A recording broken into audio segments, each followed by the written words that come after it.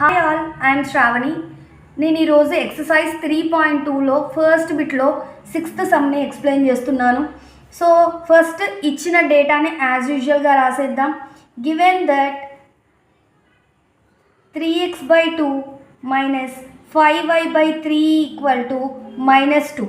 కానీ ఇది ఫ్రాక్షన్ ఫామ్లో ఉంది. మనం దాన్ని నార్మల్గా ax + by equal to +c equal to 0 ఫార్మాట్లో రాద్దాము. సో ఇక్కడ 2 and 3 అనేవి డినామినేటర్స్లో ఉన్నాయి. ఈ 2 and 3 డినామినేటర్లో ఎలాంటి టర్మ్ లేకుండా బై 1 ఉండేలాగా చూద్దాము. సో 2కి 3కి ఎల్సిఎం ఏంటి? 6. సో 6 రావాలి అంటే ఇక్కడ ఆల్రెడీ 2 ఉంది కాబట్టి 3ని మల్టిప్లై అండ్ డివైడ్ చేస్తున్నాను. మైనస్ 5y/3 డినామినేటర్లో 3 ఉంది కాబట్టి 6 కావాలి అంటే 2ని మల్టిప్లై అండ్ డివైడ్ చేశాను equal to -2. 3 into 3, 3 3s are 9x by 3 2s are 6, 5 2s are 10, 10y/6 equal to -2. So therefore 9x minus 10y/6. ఎందుకు 6 రెండిట్లలో కామన్ ఉంది కాబట్టి ఓవరాల్ బై 6 రాసి 9x minus 10y is equal to -2. 9x minus 10y equal to division చేసేది ఇటు side వెళ్తే ఏమవుతుంది? Multiply చేస్తుంది కాబట్టి -2 into 6. -2 into 6 nothing but 6 2s are 12 -12. Consider this as the first equation. So second ఈక్వేషన్ని కన్సిడర్ చేయండి. దీన్ని కూడా సిమిలర్గా ఫ్రాక్షన్ ఫామ్లో ఉంది.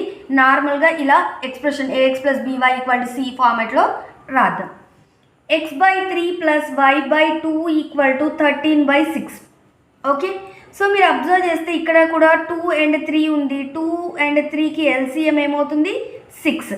So x/3 into 2/2 plus y/2 into 3/3 equal to 13/6. ఎందుకు 2/2తో మల్టిప్లై చేసా? 2 3s are 6, 2 3s are 6 అంటే ఎల్సిఎం 6 అయ్యేలాగా ఏ టర్మ్ అయితే కావాలో దాన్ని మల్టిప్లై అండ్ డివైడ్ చేశాను.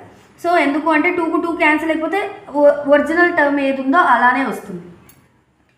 x/2x/6 plus 3y/6 equal to 13/6. Okay, so 2x plus 3y/6 equal to 13/6. ఈ 6కి క్యాన్సిల్. ఎందుకు అంటే మీరు అబ్జర్వ్ చేస్తే 6 ఇంటూ ఇది మల్టిప్లై అయ్యేది ఎటు వెళ్తే ఏమవుతుంది? డివిజన్ అవుతుంది. డివిజన్ ఉండేది అటు వెళ్తే మల్టిప్లై అవుతుంది. ఇక్కడ డివిజన్ వెళ్ళేది అటు వెళ్తే ఏమవుతుంది? మల్టిప్లై అవుతుంది. సో ఈ 6 కూడా క్యాన్సిల్ అయిపోతుంది. Okay, so 2x plus 3y equal to 13. This is the second equation. కానీ మనని ఏ మెథడ్లో చేయమన్నాడు? సబ్స్టిట్యూషన్ మెథడ్లో చేయమన్నాడు. కాబట్టి ఫస్ట్ ఈక్వేషన్లో 9x minus 10y equal to -12. So 9x equal to -12 -10y వెళ్తే +10y. x equal to -12 plus 10y/9. Consider as the third expression. అంటే x వాల్యూని ఫైండ్ అవుట్ చేసాం by using of the first equation use చేసుకొని అక్కడ నుండి xని find out చేసాం. ఆ xని తీసుకొని వెళ్ళి సెకండ్ ఈక్వేషన్లో సబ్స్టిట్యూట్ చేస్తాం. So substitute x in equation 2. Second ఈక్వేషన్లో సబ్స్టిట్యూట్ చేస్తున్నాను. చూడండి, 2 into -12 ప్లస్ 10y/9 అంటే x బదులు ఈ వచ్చిన xని సబ్స్టిట్యూట్ చేశాను. Plus 3y equal to 13. ఇలా బ్రాకెట్ ఉంది అంటే మీనింగ్ ఏంటి? 2 హోల్గా మల్టిప్లై చేస్తుంది. 2 ఉంది అంటే మీనింగ్ అది ఓన్లీ 2 న్యూమరేటర్లోనే ఉంది. ఒకవేళ 1/2 అని ఉంటే కింద దాంతో మల్టిప్లై అవుతుంది. 2 ఉంది కాబట్టి ఇది న్యూమరేటర్లో ఉన్నట్టు న్యూమరేటర్ టర్మ్ని మాత్రమే మల్టిప్లై చేస్తుంది. 12 2s are 24 plus 10 2s are 20y/9 plus 3y equal to 13. 3y ఉంది అంటే దాని మీనింగ్ కింద 1 ఉన్నట్టు. అంటే ఏమీ లేకపోతే ఏమీ లేదు అంటే దాని మీనింగ్ బై 1 అని మీనింగ్. బై 1 అని మీనింగ్. సో 1కి 9కి ఎల్సిఎం ఎంత? 9.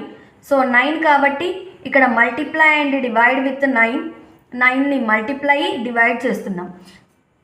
9 3s are 27y/9 equal to 13. -24 plus 20y plus 27y/9 equal to 13. ఓవరాల్గా జస్ట్ కామన్ తీసేసి పైన ఉన్న యాజ్ ఇట్ ఈస్గా టర్మ్స్ని రాసేసాం. మీరు అబ్జర్వ్ చేస్తే ఇక్కడ 20 minus 24 27 plus 20 47y equal to division చేసి ఇటు సైడ్ వెళ్తే ఏమవుతుంది మల్టిప్లై అవుతుంది. Okay, so 13 into 9 47y equal to 39 117 plus 24.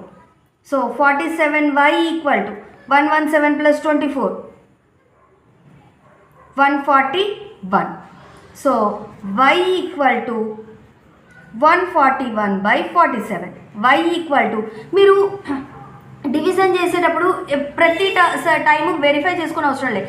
7 ఏ టేబుల్లో వెళ్తుందో దాన్ని వెరిఫై చేసుకోవచ్చు. 7 1 7, 7 2 14, 7 3 21 అంటే 1 వస్తుంది. కాబట్టి మేబీ ఛాన్స్ 3తో అని చెక్ చేసుకోవచ్చు. So 141. So y value as 3, మనకు y వాల్యూ 3 అని వచ్చింది.